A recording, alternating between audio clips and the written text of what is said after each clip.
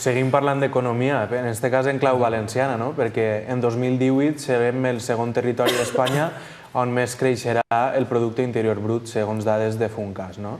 Per tant, jo crec que el que es demostra és que el compromís del Consell, el compromís i el treball del Consell de la Generalitat Valenciana, en el sentit de generar un clima d'honradesa i un clima d'ètica pública favorable a la instal·lació de noves empreses i favorable d'alguna manera a la creació d'activitat econòmica. Jo crec que és una bona notícia. Feia temps ja que estàvem desitjant bones notícies en aquest sentit i pense que també demostra això, el clima d'estabilitat política que s'ha creat és favorable per a que la iniciativa privada pugui anar avançant. I d'alguna manera també remarcar que si amb un motor gripat, és a dir, si sense tindre els instruments necessaris com seria un finançament autonòmic just i unes inversions territorialitzades justes que hauria de fer el govern d'Espanya ací al nostre territori, podem créixer d'aquesta manera, què no podrem fer quan tinguem el corredor mediterrani i els nostres productes puguen tindre una eixida més barata i més eficient de cara a Europa, per exemple. Pense que això demostra que el caràcter emprenedor dels valencians i valencianes està bastant per damunt de l'altura política que en aquest cas demostra el govern d'Espanya, que la veritat és que ens ajuda molt poc en matèria de finançament autonòmic i d'inversions per a que puguem continuar creixent. Crec que seria important corregir això. Jo vull anar a les dades, perquè és curiós que Varís diga que jo arrime l'escua a mi sardina quan portem no sé quants mesos escoltant per part del Partit Popular que l'entorn econòmic de Catalunya ha afavorit que les empreses se'n vagin de Catalunya. Doncs alguna cosa haurà fet bé el govern valencià per a que les empreses se'n vinguin ací i per afavorir un clima d'estabilitat que faig això, que al final són les dades, perquè jo tinc així que la previsió de creixement és del 3% per al País Valencià i és del 2,6% la mitja espanyola. Per tant, alguna cosa estarà fent bé el govern valencià. Atribuir-li al govern de Mariano Rajoy i de Cristóbal Montoro, de M. Rajoy, perdó, i de Cristóbal Montoro, que estan fent alguna cosa bona per a que l'estabilitat econòmica en el País Valencià augmente, em pareix surrealista, tenint en compte que ahir es va aprovar el cupo basc, per cert, en el vot del PP i del PSOE i en el vot en contra de Compromís, liderat per Joan Baldoví, i el finançament valencià l'han posposat altra volta, a 2018, que ens costarà 440 milions d'euros, em pensa que va costar-nos, o 740 milions d'euros va costar-nos als valencians i valencianes que no s'aprovi el sistema de finançament autonòmic nou enguany. Quants plans d'ajuda a la innovació empresarial podrien fer-se en tots aquests recursos per a que les empreses pogueren anar avançant, pogueren diferenciar-se en els seus productes i pogueren competir en el món globalitzat en el que vivim? Per exemple, la indústria tèxtil, que a mi m'afecta, la meva comarca i Ontinyent, en els mercats asiàtics. Competir directament, invertir en qualitat dels productes, en innovació, en diferenciar-se i poder exportar i poder afavorir que hi hagi ajudes a les empreses per a poder internacionalitzar-se, que ja ho està fent el Consell, de fet, que damunt ha augmentat un 400% la inversió estrangera en el País Valencià des que governa el nou Consell. A lo millor és perquè avui en dia n'hi ha un govern que no demana comissions per a posar terreny per a que s'instal·len empreses. A lo millor és que no hi hagi un govern que roba i que és corrupte afavoreix que les empreses confien en aquest territori per instal·lar-se. Alguna cosa tindrà a veure el que està fent el govern valencià i alguna cosa tindrà a veure també en què no puguem avançar tot el que hauríem d'avançar, l'infrafinançament del govern central i que el corredor mediterrani, que és una infraestructura que el Banc Mundial reclama que es construïsca des de 1963, que és l'any que va néixer mon pare, quasi res, que encara no estiga fet. És una vergonya i que s'especule en que vulgui passar per Madrid el corredor mediterrani. Per Madrid? Des de quan Madrid està en la costa? Així generem el 40% del producte interior brut als territoris de l'arc mediterrani, Andalusia, Múrcia, Comunitat Valenciana i Catalunya. Com és possible que no estiga feta una infraestructura d'eixa rellevància que el que faria seria això, facilitar que les exportacions valencianes isqueren a Europa de manera més barata, amb menys costos i sobretot més sostenible per al medi ambient també. Pense que això, i vindre així a vendre que el Partit Popular ha fet alguna cosa a favor dels interessos valencians en els últims anys, quan va néixer fa 2 setmanes, desenes de milers de persones, des de Compromís, passant pel Partit Socialista fins a Ciutadans, Podemos, la patronal, el gremi de forners, tots els gremis professionals, tots menys el Partit Popular, en València, en un lema conjunt de defensa unitària dels interessos valencians, per un finançament just. Una injustícia que és històrica. Pense que se ho hauríeu de fer mirar i pense que el Partit Popular està a temps de sumar-se de veritat a aquesta reivindicació i de defensar els interessos dels valencians per damunt de les sigles de partit. Pense que encara esteu a temps. Jo veig que, efectivament, les treballadores i els treballadors autònoms són fonamentals per a mantenir el teixit productiu que tenim. Al País Valencià, concretament, hi ha una barbaritat de gent que té aquesta dedicació professional i pense que moltes vegades, ho comentàvem també abans d'entrar, són els que paguen el pato, d'alguna manera, a nivell impositiu i a tots els nivells. I finalment sembla que són uns herois en comptes de ser uns treballadors. Però és ben cert que crec que encara s'ha d'avançar moltíssim en aquest sentit. Crec que estan molt bé els anuncis, però s'ha de veure com s'aplica i com es porta a terme i benvingudes siguen totes les mesures que vagin encaminades a facilitar d'alguna manera aquesta autoocupació i aquesta creació de llocs de treball que en una situació econòmica com la que encara travessem crec que és molt necessària. Pense que és una bona notícia, però que haurem de ser vigilants per a que això es porti a terme i per a que realment les mesures arriben al dia a dia de les treballadores i dels treballadors autònoms que generen un nivell de riquesa molt important per al nostre teixit productiu i per a la nostra societat i crec que sense gent que genera riquesa no podem mantenir l'estat de benestar i per tant és importantíssim que d'alguna manera es doni aquest vigor i aquesta puixança econòmica que necessitem. Efectivament, la referent a la cobertura per la desocupació és una de les més importants i pense que una altra també és la que comentàvem abans, la bonificació de les quotes d'autònoms d'alguna manera, perquè jo crec que això és una reivindicació històrica i de la gran majoria de gent que es dedica al tema.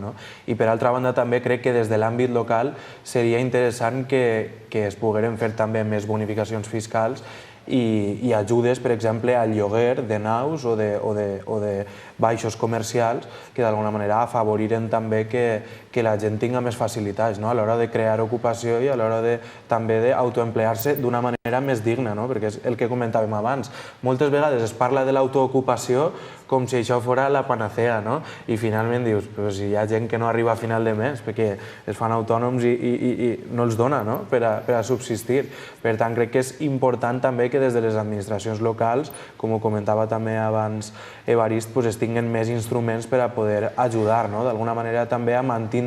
les instal·lacions i a funcionar al final en el dia a dia, que és el que vol la gent que està en l'economia real. Albaida refinançarà el deute i estalviarà 1 miler d'euros cada dia en interessos després que el Ministeri d'Hisenda hagi donat el vistiplau a una reforma del finançament. S'acurtarà el pagament del deute i en 10 anys el tindran liquidat. Bé, l'equip de govern és de Compromís, l'alcalde, Josep Albert, van començar en 2011 en un pacte i ara tenen majoria absoluta, però van començar en una gestió arriscada, però era complicada la situació, perquè Albaida no podia fer ni pressupost municipal, havia d'estar contínuament prorrogant-ho. I a partir d'ara esperem que també això es pugui traduir en que comencen a poder fer pressupostos, a invertir i que la ciutadania comenci a notar també que l'Ajuntament pot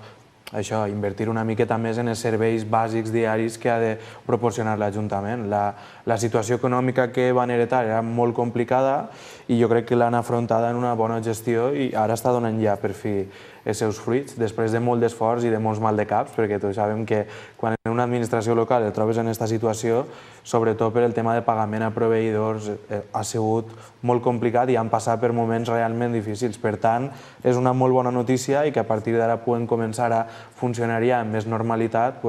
res, donar l'enhorabona als companys de Compromís per Albaida i són un exemple, la veritat, de gestió per a tota la resta de companys de la comarca i per a tots els ajuntaments en general, crec jo. No, jo soc partidari d'un endeutament racional. El que passa és que pense que els límits han de ser adequats. El que no pot ser és que, per exemple, per l'obligació de destinar els diners del superàvit al deute, després jo no recorde l'any i no tinc les dades ara, però fent memòria, la legislatura passada en Ontinyent, que governàvem en un pacte Compromís del Partit Socialista, es van intentar fer inversions importants fruit d'aquest superàvit, perquè des que vam entrar a governar teníem superàvit ja,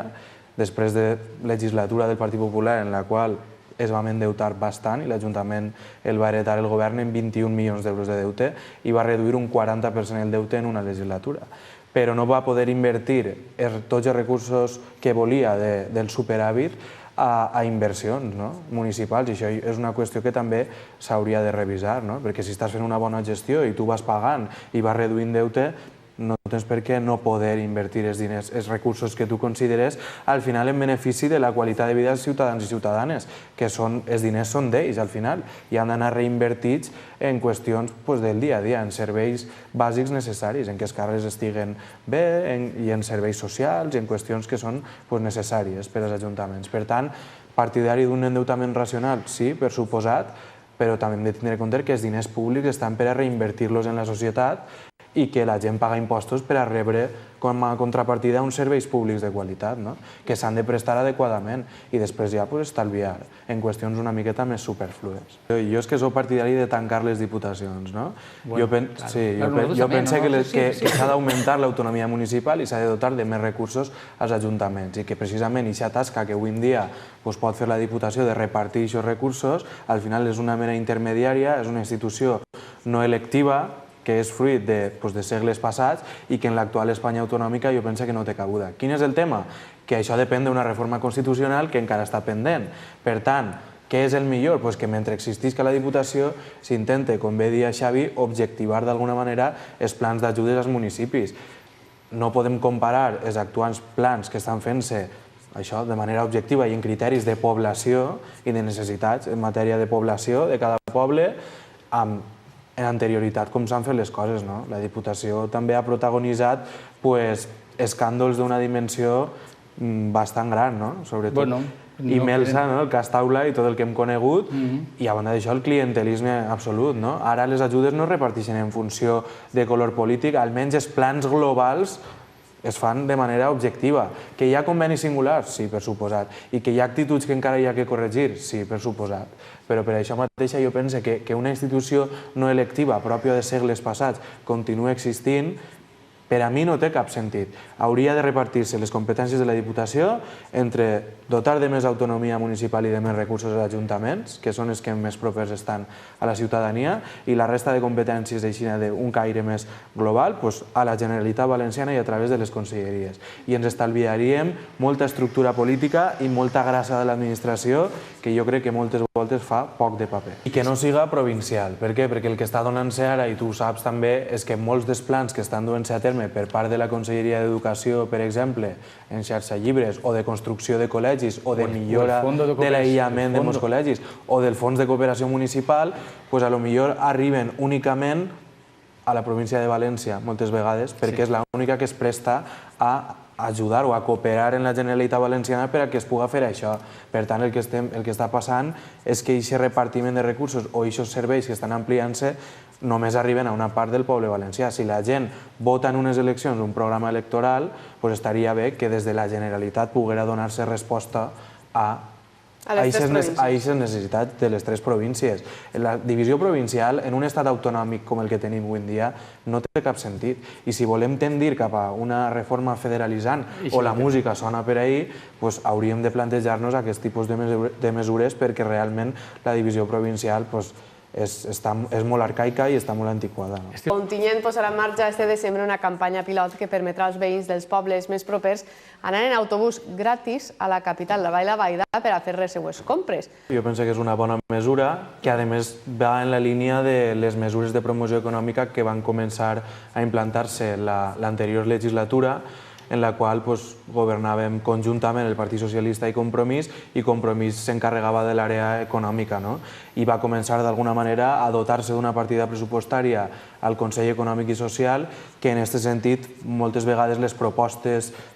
com per exemple aquesta provenen del Consell Econòmic i Social, que és un òrgan que abans no tenia pressupost i era merament consultiu, però que en la legislatura anterior